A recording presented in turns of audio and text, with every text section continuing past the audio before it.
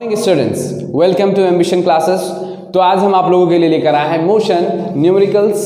ठीक है, चलिए। तो उस दिन हमने न्यूमेरिकल्स के कुछ प्रॉब्लम्स को देखा। आज हम आगे थोड़ा हार्ड प्रॉब्लम्स की तरफ जाएंगे जो जिनका लेवल उनसे ज़्यादा होगा। ठीक है, तो चलिए बढ़ते अपने पहले क्वेश्चन की तरफ देखते हैं। On a 120 km track, a train travels the first 30 km at a uniform speed of 30 km per hour. How fast must the train travel the next 90 km so as to average speed 60 km for the entire trip? तो देखिए question में कहना क्या चाह रहा है। Exactly इस क्वेश्चन में आपसे बोला जा रहा है कि एक टोटल 120 किलोमीटर का ट्रैक है, यानी टोटल जर्नी जो ट्रेन की वो कितनी है, 120 किलोमीटर की होगी। ठीक है, जिसमें से कि वो अपने जर्नी का पहला हिस्सा जो कवर करता है वो 30 किलोमीटर का होता है और वो एक यूनिफॉर्म स्पीड के साथ करता है, मतलब उसकी स्पीड ना बढ़ती है ना घटती है। तो वो होता है 30 किलोमीटर पर आवर। उसकी स्पीड कितनी रहती है, 30 किलोमीटर पर आवर रहती है। अगला जब उसने 30 किलोमीटर कवर कर लिया तो ऑब्वियस सी बात है कि 120 में 30 जाएगा तो 90 बचेगा, यानी अगला जो उसका सेकेंड ट्रिप होगा वो सेकेंड पार्ट होगा उसके ट्रिप का, वो कितना हो जाएगा, तो 90 किलोमीटर का हो जाएगा। तो इस क्वेश्चन में आपसे यही पूछा जा रहा है कि वो अपने अगले जो उसका अगला 90 किलोमीटर का जर्नी है, बचा हुआ रिमेनिंग जर्नी है, उसको वो कितने स्पीड से कवर करे कि टोटल एवरेज स्पीड जो हो पूरे ट्रिप का वो 60 किलोमीटर पर आवर हो जाए। तो question as it is simple है बट थोड़ा बहुत ट्रिकी भी है। तो चलिए हम देख लेते हैं हमारे पास गिवन क्या है। हमारे पास गिवन है total distance 120 kilometre, first part journey 30 किलोमीटर, फर्स्ट पार्ट जर्नी का speed 30 kilometre per hour, remaining journey 90 kilometre, average speed 60 kilometre. ठीक है, हमें निकालना क्या है, तो सेकेंड पार्ट स्पीड, यानी जर्नी के सेकेंड पार्ट का स्पीड निकालना है। ठीक है, अब देखते हैं। Here average speed is equal to total distance upon total time.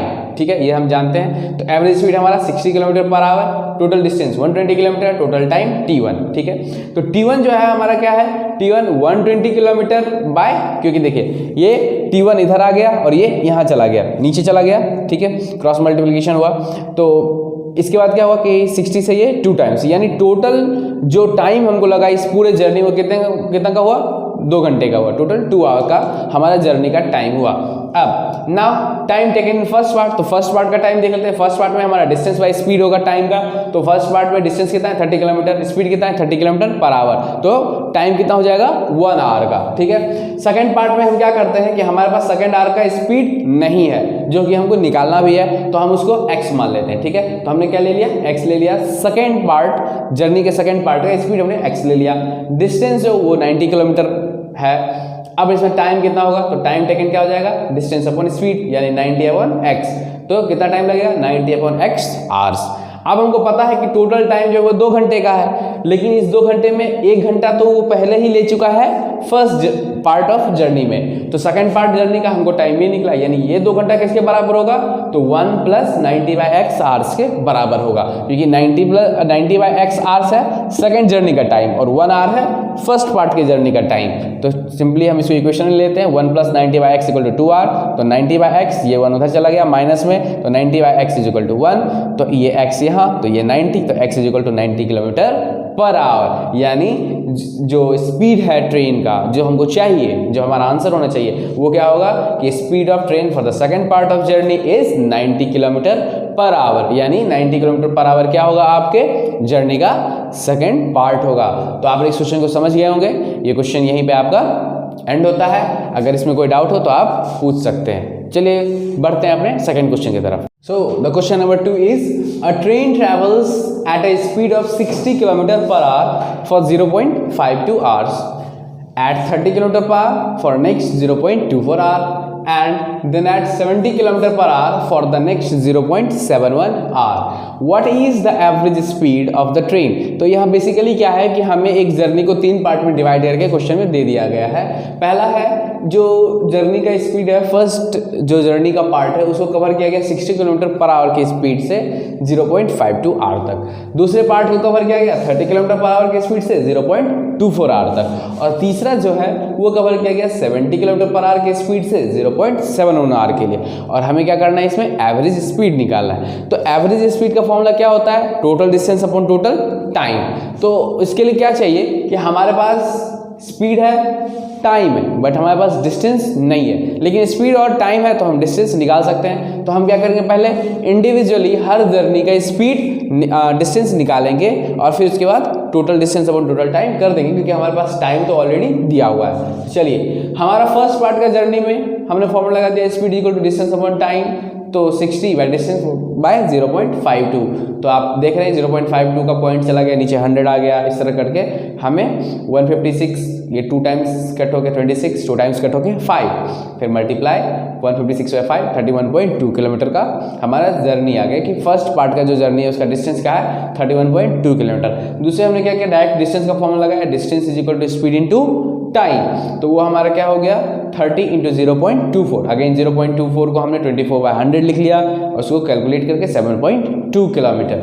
Third part of journey अगर हम देखते हैं तो distance is equal to again speed into time, तो 70 इंटू 0.71 किलोमीटर, जिसको अगर हम कैलकुलेट करते हैं तो हमारा आता है 49.7 किलोमीटर। नाउ अब हम बात करेंगे एवरेज स्पीड की। तो एवरेज स्पीड क्या होगा, total distance upon total time. हमारे पास तीनों जर्नी का डिस्टेंस है, तीनों जर्नी का टाइम दिया हुआ है। हमने क्या किया, सिंपली उसको ऐड किया और कैलकुलेट कर दिया। तो हमारा एवरेज स्पीड कितना आया, 59.9 किलोमीटर पर आवर का, sorry required average speed is equal to 59.9 kilometre per hour. आप अब इसको नोट कर लीजिए अच्छे से।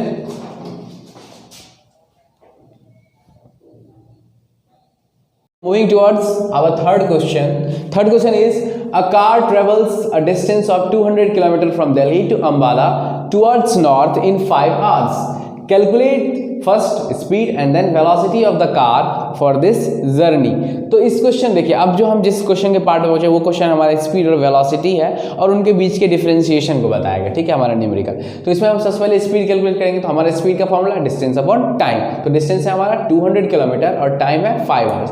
अब आप एक चीज मेंशन देख रहे होंगे कि यहाँ पे जो डिस्टेंस क्वेश्चन दिया है वो क्या दिया हुआ है, 200 kilometre from Delhi to Ambala towards north. यहाँ इसने डायरेक्शन मेंशन किया है, लेकिन मैंने स्पीड के फॉर्मूला में डायरेक्शन को मेंशन नहीं किया है, क्योंकि आपको पता है कि speed is a scalar quantity and it doesn't deals with direction, it only deals with magnitude. That's why मैंने यहाँ डायरेक्शन को मेंशन नहीं किया है। Direct 200 kilometre bye 5 hours, that is, तो स्पीड कितना निकल के आ गया हमारा 40 किलोमीटर पर आवर। अगला पार्ट जो है वो है हमारा वेलोसिटी डिस्प्लेसमेंट अपॉन टाइम। और डिस्प्लेसमेंट के लिए हम क्या मेंशन करते हैं, direction, because velocity and direction is a vector, velocity and displacement is a vector quantity and it deals with both magnitude and direction. That's why हमने यहाँ mention किया 200 kilometre towards north bye 5 hours. तो हमारे लिए जो यहाँ velocity हुआ वो क्या हो गया, 40 kilometre per our towards north. तो आप देख रहे हैं कि स्पीड और वेलोसिटी का मैग्नीट्यूड तो सेम है, but here direction is mention और यहाँ डायरेक्शन को मेंशन नहीं किया गया है। Moving towards our next question, that is, a bus covers a distance of 250 kilometre from Delhi to Jaipur towards west in 5 hours and in the morning and returns to Delhi in evening covering the same distance of 250 km in the same direction in the same time of 5 hours. Find average speed and second average velocity of the bus for the whole journey. अब यहाँ एक चीज़ mention करने की बात है, यहाँ पे एक बहुत अच्छा वर्ड आपके लिए मेंशन किया गया, वो क्या है, होल जर्नी। होल, अगर हम देखते हैं कि बस जो है वो सुबह गई तो उसने कितना डिस्टेंस कवर किया, 250 किलोमीटर 5 घंटे में। अगली बार वो वापस दिल्ली से रिटर्न होता है, फिर कवर करता है 250 किलोमीटर 5 ही घंटे में। तो अगर हम देखा जाए, अगर हम इनके दोनों अलग अलग पार्ट्स में निकालेंगे तो हमारा आंसर डिफरेंट होगा, ठीक है। लेकिन यहाँ हमसे क्वेश्चन में होल जर्नी के बारे में बात किया जा रहा है कि होल जर्नी में कितना स्पीड हुआ, एवरेज स्पीड, और कितना एवरेज वेलोसिटी हुआ। तो इसके लिए हम क्या करेंगे कि हम देखेंगे कि मान लीजिए ये पॉइंट है दिल्ली का, ये पॉइंट है जयपुर का। तो बस दिल्ली से जयपुर गई, ठीक है, और फिर जयपुर से वापस दिल्ली आए, यानी हमारा इनिशियल पोजीशन भी दिल्ली और फाइनल पोजीशन भी दिल्ली ही बना, ठीक है। तो चलिए अब इसको बनाते हैं। तो हमारा एवरेज स्पीड क्या होगा, टोटल डिस्टेंस और टोटल टाइम। टोटल डिस्टेंस हमारा 250 जाने का, 250 आने का, 5 घंटा जाने का, 5 घंटा आने का, तो total 500 by 10 hours, that is 50 kilometre per hour. दूसरा एवरेज वेलोसिटी जो हम देखेंगे वो होगा हमारा टोटल डिस्प्लेसमेंट और टोटल टाइम। तो हमारा जाने का डिस्टेंस तो 250 है, लेकिन वापस जो 250 आया तो इनिशियल पॉइंट जो हमारा डिस्प्लेसमेंट हो क्या होगा, final point minus initial point, ठीक है। तो मेरा फाइनल 250 हुआ और इनिशियल भी 250 किलोमीटर का ही हुआ, तो हमारा टोटल डिस्प्लेसमेंट क्या हो गया 0/10 इज इक्वल टू 0 km/h। यानी इस कंडीशन में एवरेज वेलोसिटी बस की 0 है बट एवरेज स्पीड 50 km/h की है। ठीक है, चलिए आगे अपने क्वेश्चन पे बढ़ते हैं, इसको नोट कर लीजिए। Moving towards our next question is a particle is moving in a circular path of radius r, the displacement after half circle would be।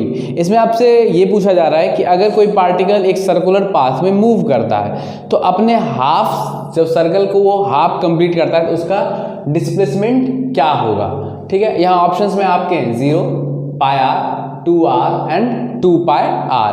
चलिए देख लेते हैं हमारा क्वेश्चन हमसे क्या कहना चाह रहा है। हमारा क्वेश्चन हमसे कह रहा है कि अगर कोई भी ऑब्जेक्ट एक सर्कुलर पाथ में मूव करता है, ठीक है, ये मान लीजिए एक सर्कुलर पाथ है, थोड़ा ओवल हो गया but imagine it is a circular path. अब वो क्या करता है कि इस पॉइंट से शुरू करता है और इस सर्कल के इस पॉइंट तक पहुंचता है, तभी तो हाफ सर्कल होगा, ये हाफ हो गया। और ये मान लीजिए उसका रेडियस है r। ठीक है, तो अब आपको आंसर तो खुद दिख रहा होगा कि वो यहाँ से यहाँ जाएगा तो उसका डिस्टेंस होगा। तो आपको डिस्टेंस क्या होगा, पहले डिस्टेंस देख लेते हैं। डिस्टेंस हमारा क्या होगा, तो पूरा सर्कल अगर वो घूमता है तो उसका डिस्टेंस हो जाएगा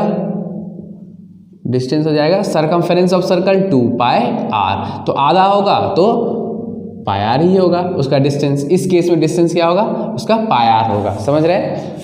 लेकिन डिस्प्लेसमेंट की बात होती है, डिस्प्लेसमेंट क्या होता है, the shortest distance between initial and final position. तो हमारा इनिशियल ये है, फाइनल ये है, तो उसके बीच में यही होगा। तो आपको सिंपली दिख रहा होगा कि ये क्या है, डायमीटर है, और डायमीटर का फॉर्मूला क्या होता है, रेडियस का डबल। तो हमारा यहाँ करेक्ट आंसर क्या होगा, 2r, रेडियस का डबल, यानी यहाँ पे इसका आंसर क्या होगा, डायमीटर ऑफ द सर्कल।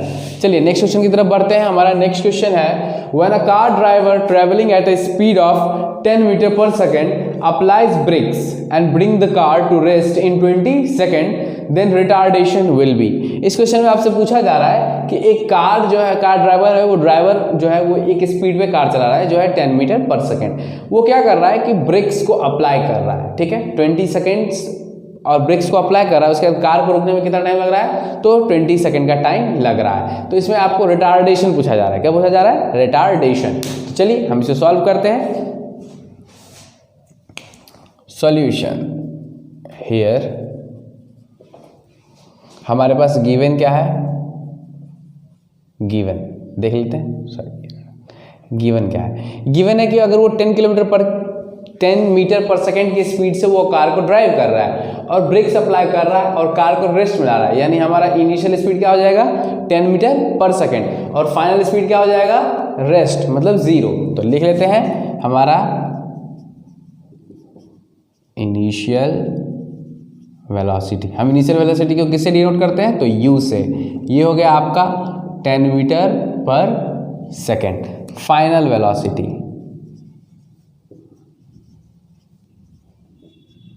जिसको हम v से डिनोट करते हैं वो हो गया हमारा 0।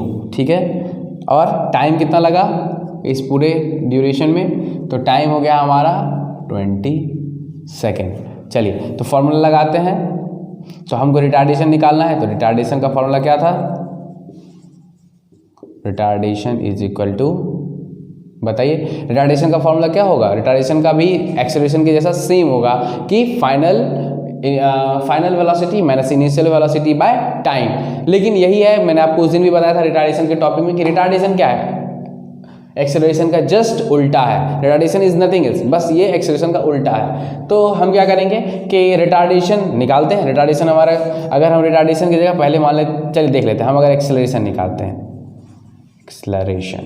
एक्सेलरेशन हमारा क्या हो जाएगा, तो हमारा हो जाएगा फाइनल 0 माइनस 10 बाय टाइम कितना लगा, 20 सेकेंड। तो ये क्या हो गया 10 बाय 20 माइनस, तो ये कट गया 2, यानी 1/2 minus 1/2 is equal to minus 0.5। और मीटर पर सेकेंड है तो मीटर पर सेकेंड स्क्वायर, ठीक है। यानी हमारा एक्सीलरेशन क्या है, minus 0.5 metre per second square. अब मैंने आपको उस दिन बताया था कि हम किसी भी चीज़ को नेगेटिव अगर शो करते हैं, जैसे प्रोटॉन और इलेक्ट्रॉन, तो इलेक्ट्रॉन के चार्ज को नेगेटिव से दिखाया जाता है। सिर्फ इसलिए दिखाया जाता है ताकि ये लगे लोगों को, ये फील हो कि ये प्रोटॉन से उल्टा है, इसका नेचर जो है वो प्रोटॉन से उल्टा है। उसी तरह एक्सेलरेशन का जो नेचर होता है वो रिटार्डेशन से उल्टा होता है। यानी अगर एक्सेलरेशन नेगेटिव है तो रिटार्डेशन हमेशा किस में आएगा, पॉजिटिव होगा, उसका पॉजिटिव फॉर्म हो जाएगा आपका रिटार्डेशन। तो यहाँ पे हमारा रिटार्डेशन क्या होगा, plus 0.5 metre per second square. अभी ना पता चला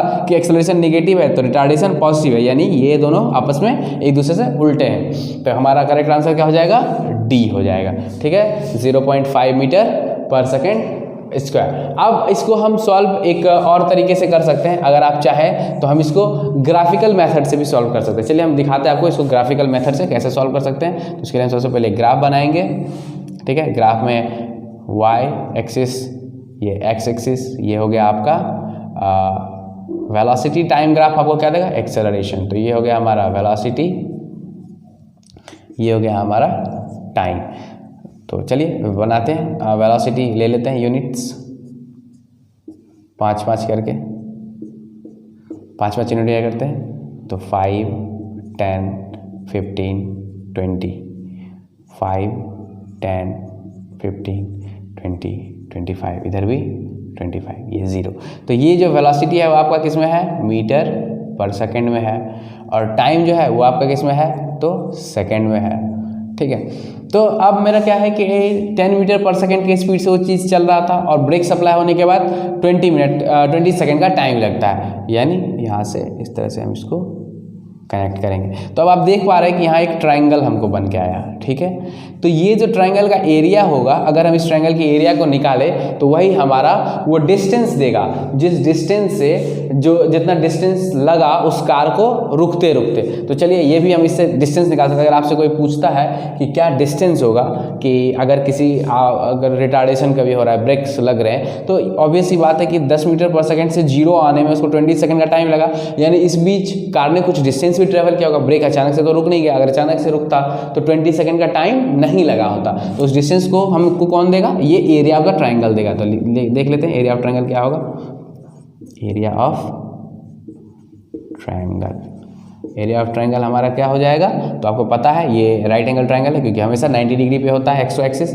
तो half into base into height, ठीक है, यानी 1/2। बेस हमारा कितना है, 20, और हमारा हाइट कितना है, 10, तो ये भी 10, यानी 100 मीटर। यानी 100 मीटर का टाइम, 100 मीटर का डिस्टेंस कवर किया गया होगा गाड़ी के द्वारा ब्रेक लगते लगते। यानी ब्रेक सप्लाई होते होते इसका स्पीड धीरे धीरे घटते घटते जो डिस्टेंस ट्रेवल कर लिया गया होगा उस कार से, वो कितना होगा, 100 मीटर। ये क्वेश्चन आपसे आगे के क्वेश्चंस में आपको इस टाइप के आपको निकालने के लिए दे सकता है कि ब्रेक अप्लाई होने के बाद कितना डिस्टेंस लगा होगा, ठीक है।